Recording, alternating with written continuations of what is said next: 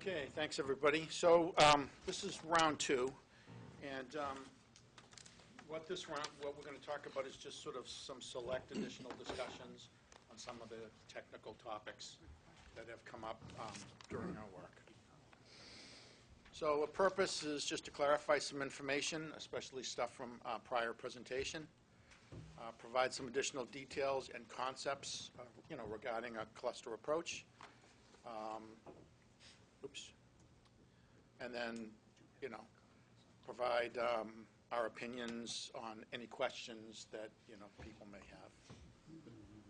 So, clarifications. I think, as I said before, I didn't really intend to imply that, cluster systems can't meet the total nitrogen requirement. I did go through all the existing facilities that are in town. I guess in retrospect, some of the plants that were highlighted, for poor nitrogen removal results were probably never designed to hit those low levels of nitrogen. So I didn't mean to imply anything there. I did highlight a couple of facilities. I talked about the Community of Jesus treatment plant, which does pretty well. They're down around 5. And Mashpee Commons right now is getting consistently about 3. And Stantec has designed a facility, Bridges at Mashpee, which is an assisted living facility that we have designed to hit 3 to 5. So cluster systems can be designed to hit the low limits, at the appropriate time. So here is some of the facilities that I highlighted. You can see some of the nitrogen limits are high. And again, like I said, those plants were probably never designed for nitrogen. So what I wanted to talk about a little bit is our rationale for suggesting 10 cluster plants. That question has come up quite a bit. Why not 8? Why not 4? So what we did was we know that amphidrome plants right now are doing the best as far as total nitrogen goes. They're getting pretty good results. Consistently, they can get 5 or below if they're designed for that. Some of their plants that are designed for 10 milligrams per liter total nitrogen are actually getting 5, 4. So they're pretty well. What is an amphidrome plant? Oh, I'm sorry. Amphidrome is a. I'm sorry, I should have brought some slides. It's a combination of a tank for equalization. And then it's an upflow biological filter system. And the way it works is it's aerated for periods of time, and then the aeration is turned off, and it's aerated and turned off. It's a processing system. It's a process, right? Proprietary. Amphidrome is a vendor, correct? Amphidrome is a process that's represented by F.R. Mahoney, who is the vendor, right? So we found 2 plants, 2 amphidrome plants in the area. They were getting really good total nitrogen results. And their design capacities were 21,700 and 26,500 each. And so we thought about it this way, that the design capacity for the downtown area is in the order of 288,000 gallons per day. And I took the largest of those 2 plants, 26,500, divided it out. I got 10.86, and I said, well, 10 plants sounds reasonable. That's simple. And, again, it could be 8 plants, it could be 6 plants, but as the capacity increases, the amount of land that you would need would increase. So knowing that it's a, fairly tight area, 10 plants sounded good. Did you figure in any sort of risk analysis about the challenges of acquiring 10 smaller plots versus 6 larger plots? Mentally, I did, yes. That's exactly. One of the amphidrome plants, what plastic? I'm going to show you the 2 right now. Right? As we talk about this in terms of amphidrome and vendors and processes. BioClear. The point is, my understanding is, and including the plant that was in the CWMP, all these, or most of these plants now are patented licensed processes. Correct. So you know, whatever you get, you're gonna buy from somebody who's licensing you the capability to process with this methodology. Yep. To that point, aren't sequencing batch reactors or SBRs, those are, you just design them and buy the equipment, right? That could do the same thing. Yes, they can. The central, There's a whole array of processes. yeah, there's a whole array of processes, yes. Sequencing batch reactors are not proprietary. There are 2 or 3 companies that offer it, and that's the process that has been targeted for a central plant. Okay, so here are the 2 plants. The first one is Ocean's Edge in Brewster, 21,700 gallons per day in the red arrow. I guess I could point to it. And you can see they get really good results here. They're showing about 2.9 milligrams per liter of total nitrogen, so I liked those results. I can't read it from here, I'm sorry. Sorry. But what is on the top in black and then in red and then in blue or whatever it is? So I just highlighted the design flow, which is 21,700. And then I just targeted here, this is the average total nitrogen that the plant is generating, which is 2.9 milligrams per liter. What's the incoming? I don't know. It's probably around half, if I were to guess. And then here's another Amphrodome facility. This one is nursing home, Pleasant Bay Nursing Home in Brewster. That's the 26,500, and that does pretty well at 5.1 milligrams per liter total nitrogen. So, you know, just sort of as a sanity check, those were the 2 plants that we looked at. So, you know, you saw this before. This is the 10 areas. You know, total average water use is about 96,000 gallons per day, and so that's why we picked the 10 plants. Again, it could be 9, could be 8. And again, you use the design factor of 3, Yes, the design factor of 3, right. which is very conservative. I would say it's the standard of the industry, actually. Well, I got the impression from our earlier discussions that perhaps given downtown, that may be a little bit more even than a patch of South Orleans that, Maybe the summer-winter would, you know, the summer-winter flows would be more even, but the peak flows might be even worse. Because you get a heavy weekend where, you know, where you have a lot of tourists downtown. You have the restaurants cranking away. Absolutely. Could be worse. Again, you know, that bothered me before when they talked about downtown and that the flows in the winter and the summer seem to be pretty even. That's not the case at all. For example, a number of restaurants are closed. The regulations of the town are such now that restaurant can close down for extended periods. If you go to Mahoney's in the summer and you go to Mahoney's in the winter, there's a hell of a different amount of money being taken in and sewers being generated. If you go to a dress shop or anything, there is a big difference in the amount of business that's being done in the winter versus the summer. Absolutely. And I suspect a big variation in flows. Can I, quick comment here Sure. that may or may not be helpful. I think, Mr. Dunford, you're right. The peak to average ratios vary.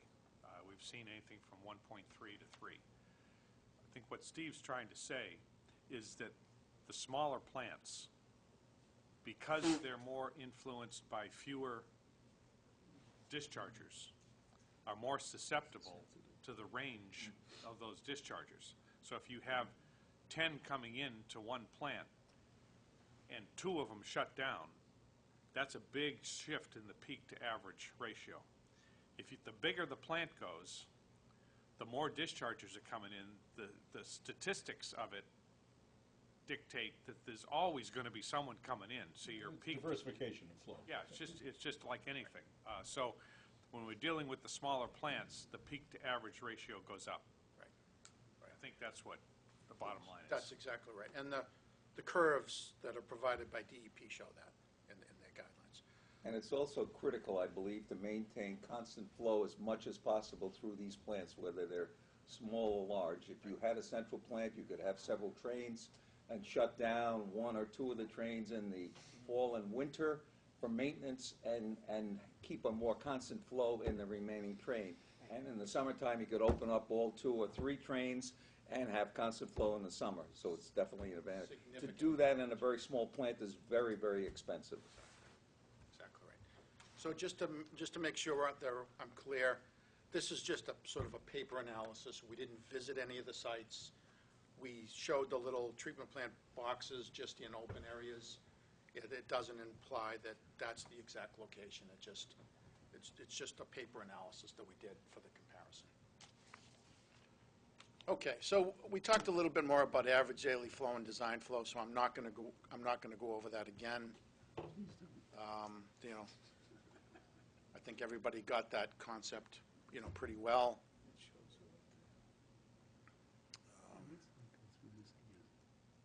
So, but what I did want to do is, and I apologize because this is a little small. A little. Can you go over this quickly, so, because we can't read it. We can't Okay, see all it. right, so the whole purpose is, what I did is, here are the 10 cluster plants. I showed the average daily flow, the design flow, and the most important thing is, at the end, the size of the land that would be required. So it ranges between 1.26 acres, and where's the smallest, about 0.3 acres. So the average size is about 7.78, just a shade under an acre that you would require for a satellite treatment plant. That's the whole purpose of that. On each one of those, did you actually specify which business is going to go to each one of these No. plants and what their usage is? Or Um, is it just a guess? Well, what we did back here is, we used the water use records for that area, and and the water use records gave us average daily flow, and then we peaked that average daily flow to give us a design flow. So we didn't look at each individual lot, but we did calculate the water use for each area. The last time you gave us much higher numbers on what a plant would require acre-wise, and now you're under an acre. But the question I think Jeff raised last time was, does that include just the plant, or is that plant and the disposal of the water? So which is it on this one? So I have a couple of examples, but, Okay. you know, I didn't respond very well before on that, so I overstated the amount. I think originally I said 4 acres, and I was just off. I'm not so much about the size, but what actually takes place on that site. Correct. So the numbers that are provided in this column are basically the little building that you would need, the treatment process area, and the disposal field. It's a complete system. And I've got a couple of examples, layout examples for folks. So again, let's explore a typical cluster wastewater treatment plant. You know, what would it look like? We'll discuss a couple preliminary layouts, and here's one that I picked. So when we looked at our 10 plants, if you round up a little bit, you know, you need a design flow of about 30,000 gallons per day. And so I had one of the engineers in the office. He laid out a 3-field system. In the DEP regulations, you need a reserve area. You can interpret that to mean 100% reserve area, but we've had success that if you have 2 systems that meet the total flow, you can provide a 3rd area and call that reserve. Can we focus Yep. on what the differences are from last time and not, I mean, this is all interesting, but do we really need to go through the areas that are? It's up to. Well, I think the one thing that we want him to answer is, why is he saying 10?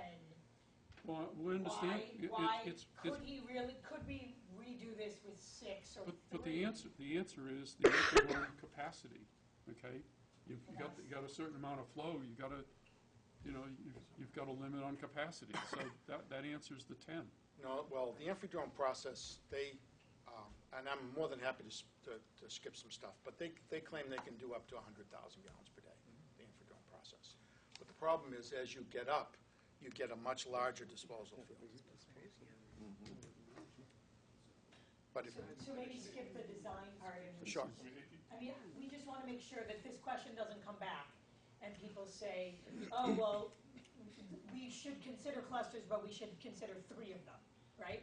Right. We just want to make sure that anybody who thinks 3 is the right answer, that question is being answered. So if everybody says, we got it, we Yeah, we can move on. but now we're getting into the area where if you use the central disposal site, it gets all mished together, all these issues get going together.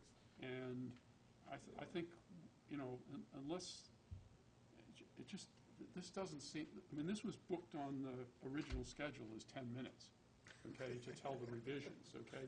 And here we are, we've gone 2 hours and some. We're gonna push this right till noon time. I don't know. you want me to just, go ahead. Basically, is there Let's- a I'd like to reliable hear it. number that I'd we like to hear could use to say acreage versus gallons per day? It's not quite that easy, but I have a comment here that might help too. We sit around the table and we talk about SBRs and talk about sludge and different type, fast systems, et cetera. In my experience, we can talk about 2, 10, 15, doesn't matter. The fact is, it's going to be driven by a whole array of issues that are outside the question of the size of the SBR or the size of the disposal field. It's going to be the businesses downtown and the property owners and everything from economic to zoning to nitrogen to downtown planning to financial conditions that the owners are facing, legal issues, all that stuff's going to drive how many sites we get. We can hypothesize as much as we want here. That's not going to drive the boat.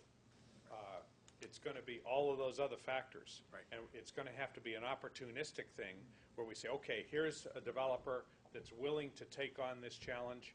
We need 2 more of them. How can we put those kinds of partnerships together? Can we put them together? That's the kind of things. It's not the technical issues. Right. That's the point of not boring down into the detail any further, because it's not about this. okay. So what I'm going to do is I'll go through my slides, and if there's a slide that someone wants to talk about, we'll talk about it. If not, we'll skip to the next one. So we looked at this area. Someone had suggested that the area across the street from the chocolate factory could be a really good site. Right, that's on, what is that on? Is it on? Old Colony Way, okay. So the chocolate smell. So I had one of the engineers in the office lay out a system here. The blue is the tankage and building, the red is the subsurface disposal system. That's a little better picture of it. The bottom line is that that plant, that site can handle 15,360 gallons per day average daily flow. You need to get more like 90,000 or so. Anyway, so we did that exercise because, someone watching at home suggested that site and thought it would be interesting. This is one of the processes that's used a lot in Orleans. That's the AquaPoint BioClear system. That gives you an idea of what it looks like. You could ask yourself, do you really want 10 of those in your downtown area? But I'll let other people. Are those above ground or in ground? Most of them are in ground. There's a big portion of it that's in ground. That's at a Lowe's Plaza. This is the BioClear system that's behind Shaw's. So that gives you an idea of what it, sort of what it looks like. You can see the building. Now fairly, Steve, and Yep. and everybody, Yep. if you brought an architect, landscape architect in there, it wouldn't look like that. You could make it look much nicer. It could look much different. Right. I mean, let's go down to Wauquasit, okay, a 5-star resort Yep. in Harwich, okay. It doesn't smell, you don't hear the noise, there's a tennis court over, Yep. these things don't have to look like this. Fair That's enough. costly, too. That's fair enough. You pay a lot Well, more to I'm put not- these I'm not argu- things I'm not underground. arguing that. It's- Right. But you It- can make them Absolutely. acceptable. Jeff, you're exactly right. The ones we design are much more acceptable. You're exactly right. Okay? So, That's my point. that's your point, and that's a very fair point. So here's a topic that you might want to talk about. Actually, Lou is available, and we'll put it out. Lou did an analysis of what it means for in-watershed disposal versus out-of-watershed disposal, and how it affects the sewer areas. Do people want to hear that discussion? Just a few slides. Maybe just show the maps. How about a summary? Okay. So that's the size of the sewered area that's required to get the nitrogen removal if it's out-of-shed disposal. Phase 1A. If you do in-shed disposal at 5 milligrams per liter, the area increases to that size. And if you only can get 10 milligrams per liter, it increases to that size. So that's one of the reasons why a lot of people have been pushing out-of-shed disposal. That's the point. Okay. Now, this is an interesting piece, and this is sort of the end of the presentation.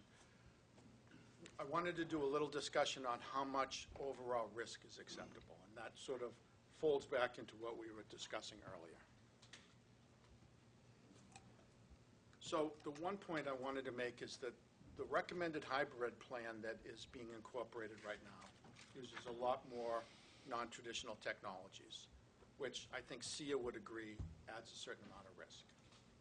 But there's a significant reward to that. You know, regarding the sewering of downtown, does the town want to accept additional risk associated with a cluster system approach, like some of the risks that we've been talking about? So it's, you know, it's really up to the town as far as what you want to do. And does the town want to accept the, possible, what's that? Okay. So how much overall risk? The wastewater treatment plant at Tri-Town site, from our engineering perspective, because the town owns the land and because of where it is, we see very little risk to implementing a plant there. That's the bottom line. A series of cluster plants in downtown, there's a lot of questions regarding risk, a lot of the questions that were brought up earlier. And I'll just go through a couple quickly, How does the town get a property owner to go along with a wastewater treatment plant on his property? What if the owner agrees but his neighbors object? What if the owner agrees, or, how will liability be handled? Do we have a clear understanding of what the process would be from beginning to end to get everyone to agree, including owners and abutters? Or do we not know what that process is? I know what that process is. Okay. So that can be explained clearly. You don't want to put it in your spreadsheet, but There's the question of, joint ownership agreements, which was brought up. What if there's an accident on the property and someone gets hurt, who's responsible? What if there's discharge of hazardous chemicals that contaminate someone's property? Again, who's responsible for that? There could be potential loss in parking for downtown. Can the town guarantee that there'll be no odor or objectionable noise? Obviously, the people who design it would work very hard to make sure that doesn't happen. What would happen if the town can only get 2 cluster areas sewered and then basically runs into one or more property owners who say no? Now you're a ways down the road, and your concept can't be implemented. And what if sufficient total nitrogen removal is not achieved, and the TMDLs aren't met? You can go on for 5 more pages. I know, I could go on and for- I'm it's not done, gonna change the I'm done. story a bit. No, but I think it's important to hear it. So this is my very last slide. The analysis indicates that a cluster approach is a little more expensive, but we can say, even if we said it's the same, is the town willing to take the extra risk? And from my perspective, I've tried to lay it out, and it's really up to town leaders, including this committee, to decide. So I'm done. Right, but just to be clear, as a Yeah. percentage of the current town's budget, based on this estimate, it's about 2% more expensive over 20 years. So that the marginal difference is not significant over 20 years. Between the two options we're talking about? 2% in terms of the size of this year's budget. Okay. So, we had a couple of comments on the table before. Is Fran still here? No, she had to leave. And so maybe we can repose Fran's question, and then, but first, if anybody else has any other questions about the slides you've seen. So does anyone want to restate Fran's question? Do you want me to- Well, I was going to respond to Doug's question, Doug's which question. is Okay. not that different from Fran's. And I want, one thing I want to, Stacy started off by saying that, you know, about the presentations. We should have had this presentation given to us days before this meeting. And I really don't want to see us come into meetings with slides that we can't read and presentations that we haven't seen. It's just not on. If you want people to respond to these things, you've mostly got a lay audience. This thing is wound around 90 different ways, and it's been confusing. We got confused on the septage thing. It wasn't clear. Yes, it's in. No, it's not in. You know. First of all, the comment on Doug's question. Okay. I appreciate that Stantec's come to clarify what was done on the 14th. Our concern was about affordability, number one, and the concern was also about the impression that was left about clusters being sort of not working, not being able to meet your nitrogen limits and that sort of thing, and others. And I think it's hopefully been made clear today that clusters are a viable solution, right place, right time. Clusters of satellites, whichever you want to refer to them as.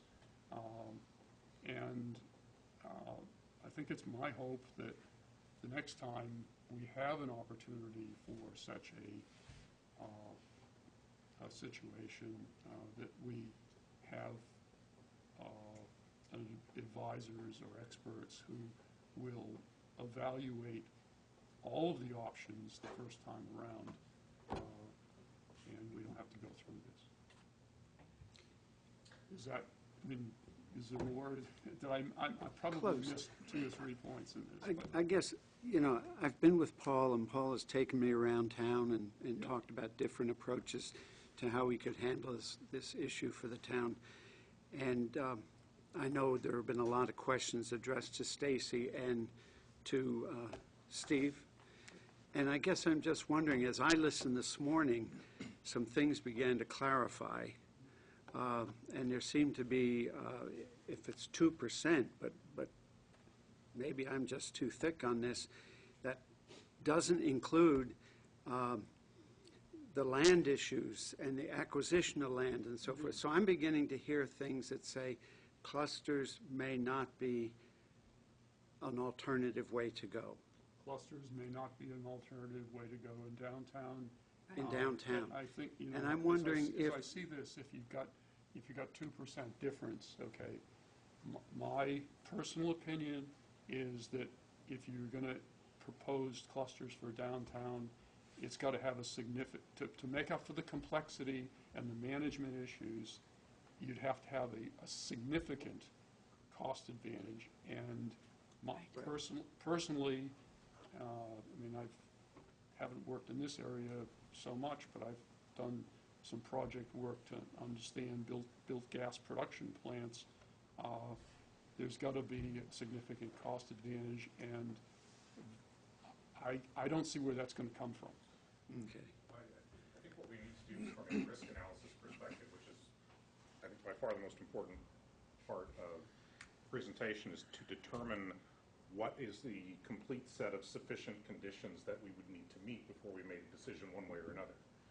And the risk analysis that we'll be doing together with the financial team is going to focus on that, but I think the panel needs to determine, and if not enumerate, then at least articulate to an extent what are the sufficient conditions that we would need to meet to make a decision one way or the other. And it's not just finance, it's not just the 2%, it's a set of other sufficient conditions.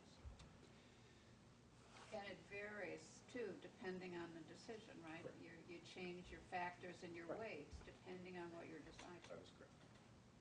I still can't get my head wrapped around the big, huge unknown that was discussed in our morning session here about location of 10 sites or 6 sites, acquisition. I hear that out there as so far out in time. I'm a layperson when it comes to all this stuff, but I hear legal issues. So I guess I'm back to you, Jeff, and I hope Paul as well.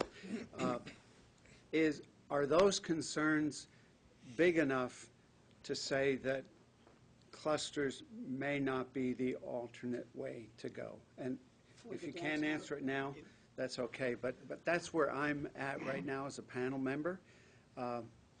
That's what I'm talking about, is that we need to articulate all of those things to say, we've got 37 conditions to do cluster systems, we've got 17 conditions to do a centralized system.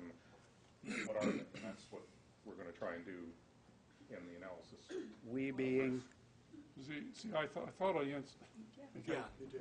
Downtown. But for downtown. Downtown.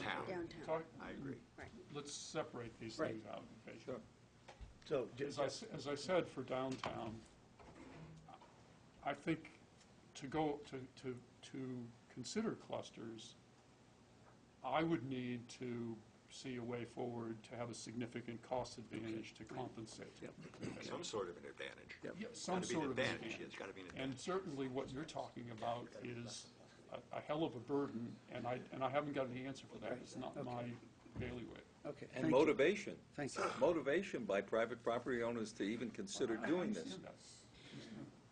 So I think going back to Fran's previous question was, and again, we're just talking downtown, we're not talking clusters or satellites in general, but for our downtown situation, Just downtown. if in fact it's not cheaper to use clusters, and the clusters do bring a lot more complications to the picture, does anyone still feel that that's the way to go? And if so, why? And is the concern, because I think Fran's heard it, I've heard it from a lot of people, that clusters will control growth, and clusters will control expansion of the downtown, and so that is a de facto zoning thing. And I think that's what Fran was trying to get to with her questions. Who is seeing an advantage to clusters, and what might it be? If it's not cost, and it's not operation, and it's not effectiveness in removing nitrogen, what is it? So, For the downtown, right. again. So, Paul, did you want to say something? I was just trying to sum in my own mind what the outstanding issues are, at least in my mind. I accept all the arguments about why clusters may not work or shouldn't work in downtown because of complexity. I still think there's an outstanding issue if you use Tri-Town as the place to treat, and that is whether a septic tank effluent system would be cheaper than a sewage system.